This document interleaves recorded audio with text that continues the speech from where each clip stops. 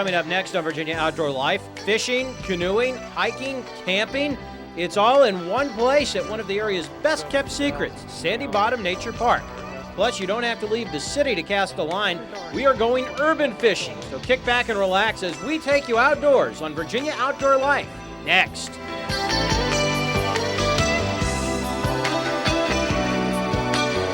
Hi, welcome to the show. This is Virginia Outdoor Life for Saturday, May 17th, along with Captain Eric Burnley. I'm Bob Matthews. We are coming to you from Sandy Bottom Nature Park here in Hampton, one of the best kept secrets in Hampton Roads when you want to go out and do some fishing or do some hiking or really anything that you want. And easy to get to, right in the metropolitan area, beautiful area. It's just off the interstate. We're going to take a closer look at it in a second. Before we get to that, though, I want to ask you, we got a really interesting fishing segment this week because it's something that just about anybody can do any day of the week. Oh yeah, that's what we wanted to do. We wanted to go out and show people where they could go in the evening or after work and not have to spend any money and just go out and enjoy themselves. We're going to get to that in just a second, but first we want to take you on a tour of this park. It really is fabulous, and we hooked up with one of the park rangers, Chris Hickman. He gave us the 25-cent tour. It was pretty interesting.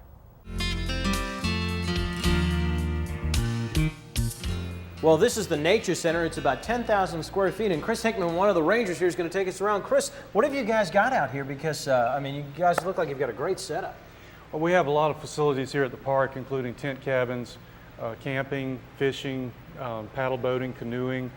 We have about 6 miles of trails also that are open, so we have a lot of things for the family to come out and do, including picnicking and just kind of hanging around. And if the kids want to learn something, you guys have a lot of displays in here, right? Right. This is our educational exhibit center, and this explains the history of Sandy Bottom Nature Park. This picture here was actually the first lake that was dug as a borrow mining pit by the Virginia Department of Transportation back in the early 1950s. And at that time, the property was owned by the Virginia Department of Transportation. Subsequently, they dug another lake, which is a larger lake. This one was about 12 acres. They dug another lake, which was about 60 acres. And eventually the property was turned over to the city of Hampton with the stipulation that a nature park be established on the property. So over the years, the park has evolved. As you can see, people had used the property at one time for a garbage dump, for illegal four-wheeler activity, and a lot of this was destroying the habitats in the forest. Oh, well, what else we got here? I noticed we got a little turtle display here. This is our turtle touch tank and also our fish 500-gallon fish aquarium. Are these fish indigenous to the? Yes, these fish came out of our lake here. We have two lakes. One is a freshwater fishing lake, and the larger lake that I mentioned is a lake that has an acidic problem, which was a natural occurrence in the soil when they disturbed the land to dig the soil or the sand out for the mining operations. But the freshwater lake is stocked with fish, the bass, the black crappie, the bluegill, and of course the freshwater eels that are in the tank are representative of the fish that we do have in the lake. And also the turtles are representative of the turtles that you might find in the park. They're all indigenous to the area. Now right in here we've got the library, right? Yes, this is our environmental education library. This is where students can come in to do research papers or just do reading if they like to on just about any subject in nature. We try to keep books on all topics in here, from general science to wildlife, wetlands, shells, amphibians, butterflies, you name it. They can come in here and find a book and do studies. And finally, here we've got the interactive classroom. I see you come in here and play in the sandbox, right? This is actually a stream table. The kids can learn about tides as well as how the erosion affects the land, and it's just a general tool that we use for educational purposes when the kids come in. We also have individual microscopes for the students. We have video microscopy capability for the instructors. We have binoculars for the kids. We have soil, water, acid rain testing equipment. The kids can basically go out into the park and take samples and come back into the classroom and do practical applications here in the classroom. Now the inside, of course, is great, Chris, but I know why we're here is the outside, so let's go and check out some of this stuff out here. Sure. Chris, obviously this is the fishing pier, and this is only, what, a couple of years old now, right? Yeah, it's about a little over a year old. We we're fortunate enough to obtain a grant from the Virginia Department of Game and Inland Fisheries for the funding to build a fishing pier, and it is a handicapped accessible fishing pier. It's a very nice facility. I think we're lucky to get it, and it's a great place for standing out here and fishing for bass and bluegill, crappie. Now, for people that want to come and camp out and maybe want to stay in a tent, you guys furnish everything for them. All they need to bring is their sleeping bags, it looks like. Right, we provide the cots. We have 6 cots in each tent cabin, and have picnic tables, grills. They have their benches out here. Basically, they just bring their linens and their pillows, and they're all set for camping. It's shy of having a restroom in the tent. They've got just about everything they need right here. If they'd like to have a more primitive camping experience, just across the lake through the woods, there's a hike-in primitive campground. So this is one of how many trails that you guys have here at the park? This is one of about 8 trails. A lot of the trails are different challenge levels, I guess. Some trails are suited for wheelchairs and people with disabilities. Other trails are more challenging, particularly with the roots and ruts and things you might run into in some of the more wet areas. Right. It's just been a tremendous project. Our original estimate on the number of people that would attend this park each year was 70,000, and now our estimates are up to 487,000 a year, almost 500,000, and we're still growing. Well, we finally made it here to the backyard habitat to conclude our tour. And Chris, one more time, if people want to come out, where do they need to go and what are your hours?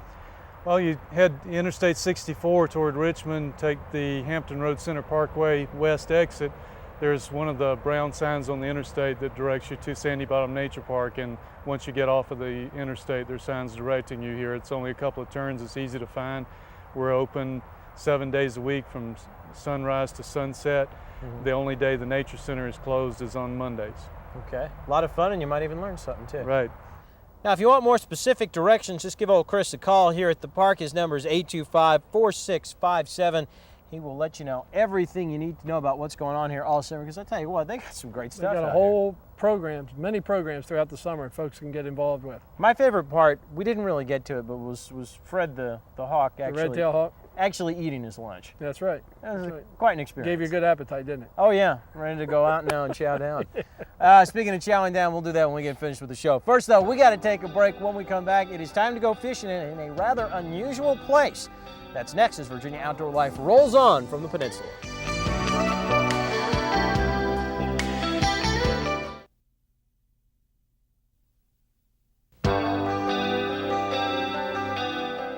Welcome back to Virginia Outdoor Life. We're here at Sandy Bottom Nature Park, and we are in the backyard habitat again. And this is a great thing. You can come in here and learn exactly what you can do in your own backyard if you want to attract wildlife, which I know you do at home. That's right. That's right. We try to keep the bottom of the yard pretty wild so that we get ducks, and we got red-winged blackbirds nested in there.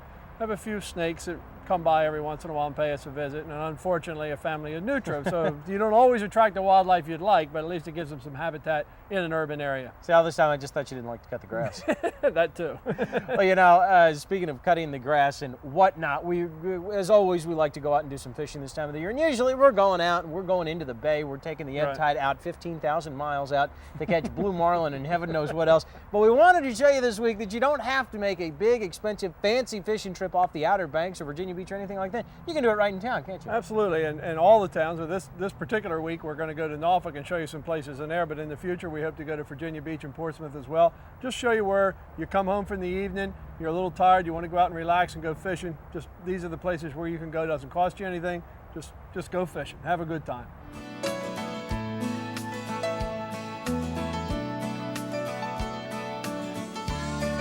All right, this afternoon we've stopped by the Sandy Point Tackle Shop. Malcolm Pine is the proprietor here, and he's going to fill us in on what you need if you just want to go out for an afternoon or an evening's fishing here in the city of Norfolk. Just kind of the basic bait and tackle that you'd want to take with you. Malcolm, why don't you kind of give us a rundown here? Well, basically all you need is the bottom rig. You want a choice of hook. We have a number 4 hook is a good one to start with in the early part of the season. These are snelled hooks. And you have a choice of a long shank or a short shank. Right. I sell more long shanks, but I personally like a short shank. Most people buy the long shank. It's easier to get the hook out. I'm more concerned with putting the hook in. Then worry about getting it out later. Right. Sting silver if we see something jumping. Right. Some people like to connect it all with a snap swivel so they can switch back to the Sting Silver. Right. Your various kind of sinkers you have here.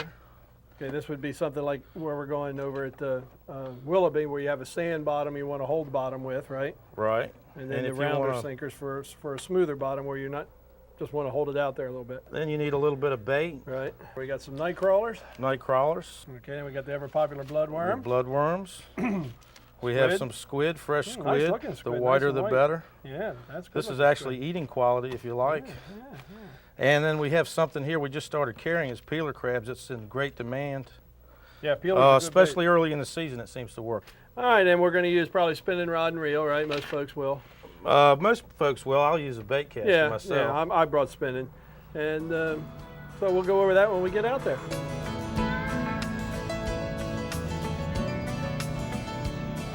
It doesn't feel like much. Trout. I'll be darned. That's not 12 inches. Took the bloodworm instead of the peeler Hit crab. the bloodworm. Figures I just put peeler on both hooks. Now for a release. Okay, we're here fishing the Elizabeth River. We got the Dominion Tower behind us and Harbor Park out there in front of us. There's a public parking lot here with plenty of access. And Malcolm's already caught a little trout we had to throw back, and the gentleman over there's got some croaker. So we're kind of looking forward to it. It's an easy place to get to. It's beautiful to be out here on a spring day, and the fishing looks like it might turn out to be pretty good.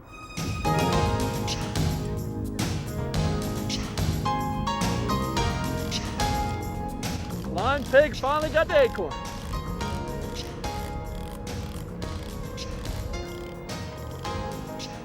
Ta-da! Croaker! Mr. Croaker. Had to wait for everybody on the dock to show me how to do it, but I finally caught on. There you go.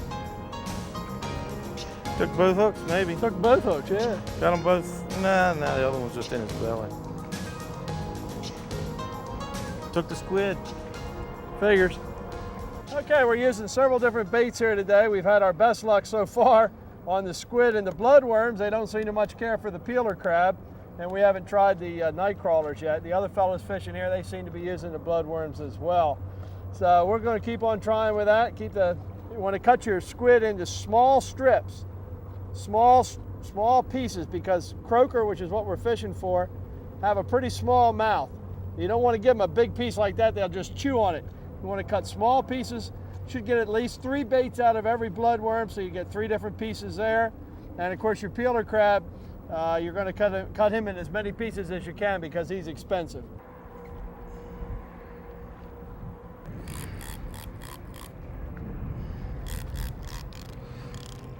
The heck have I got? Another little trout. Got to be 12 inches, and I don't think that one's going to make it, guys. Got him, Malcolm? Yeah, I think we got a little one on here. Just a decent little croaker. Huh? It's a decent croaker. Yeah. Got one on there by George. I know, man. He's a take and drag.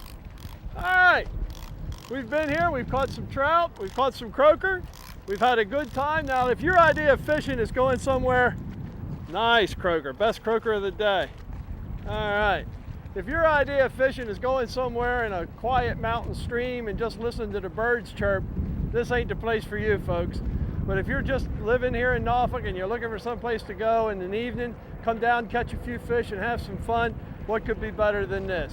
Now we're going to take off and head over towards Willoughby and see what we can do in the open part of the bay. All right, well, we've moved our operation to the other side of the city of Norfolk. We're out here on Willoughby Spit. And this is, of course, the Chesapeake Bay rather than the Elizabeth River.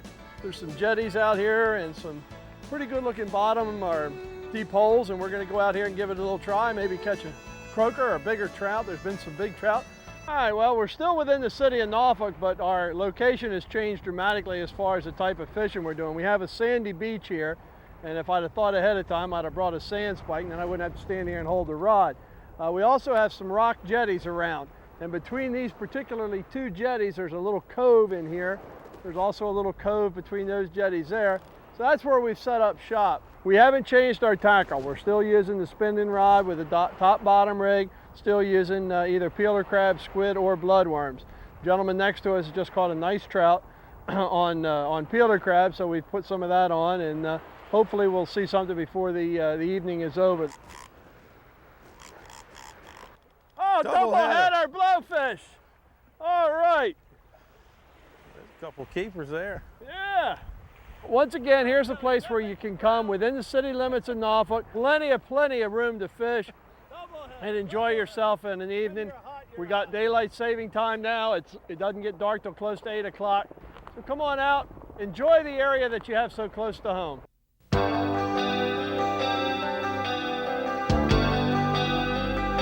Welcome back to the show. We're here at one of the many observation decks at Sandy Bottom Nature Park. Of course, as you can see by the sign, move so everybody can see it, no fishing from this deck, although there are plenty of places you can, and they promise you if the conditions are right, you can catch your fish. Exactly, plenty of them. And speaking of fish, let's take a look at some pictures of them. Time to open up the outdoor scrapbook because we got fish plenty this week. And we start with Bernice Harris from Waves, North Carolina. 14-pound, 12-ounce, 34-inch striper caught at Ramp 23 in Salvo, North Carolina. Another beautiful striper from the surf down there. Now, Bernice's husband, George Harris, caught a 58-pound cobia. You got that at Buxton Point. That's not a bad size. That is a big cobia anywhere and very, very big to catch off the surf. Okay, here's Mike Oakley of Chesapeake with a 19.6-pound turkey, had a 9.5-inch beard, 7/8-inch spurs, and it was taken in Greenville County April 14th. Mike called him for about an hour, got him to come across a deep swamp. This tom will soon be mounted by our old pal, Joe Williams. Okay. This is Kathy Jenkins. She caught a 12 and a 13-pound catfish. She is from Hayes, and she caught these fish just below Walker's Dam on the Chickahominy River, so some good dam fishing going on there. I imagine. And here's our old friend Captain Dave Taylor from Virginia Beach with a big sailfish that he caught while fishing out of Puerto Vallarta in Mexico. Which is probably why he took that vacation there to begin with. And finally, Bill Benz from Virginia Beach from the same trip. Bill is pulling one in as well. They were fishing on the Miramar with Captain Bruno, and Captain Bruno is the captain you want to go out on if you want to, and go out with if you want to catch a really big sailfish down in the Pacific.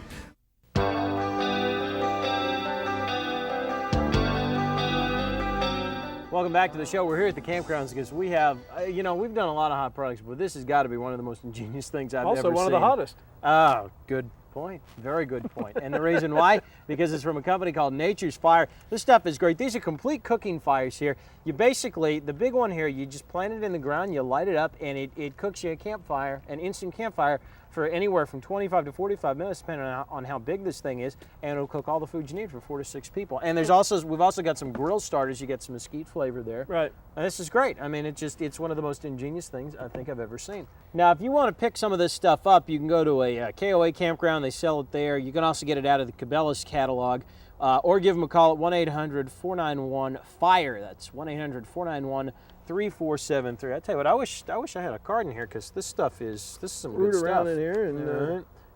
And let's see. Our winner this week is a Debbie Whitehurst of Virginia Beach. So congratulations, Debbie. We're going to send you 4 packs of this stuff. So before we get out of here, how about a fishing forecast? What do we got to look forward to this week? Maybe, finally, some warm weather and no wind. If we get that, it should be real good for stripers. Gray trout are showing up. We've already had a 9-pounder caught. Croakers, of course, and flounder. So it should be a good weekend. If the weather holds. Yes. We'll keep our fingers crossed. You go out, have a good day on the water if the weather's good, and we'll see you next week. He's Eric Burnley. I'm Bob Matthews. And y'all take them easy.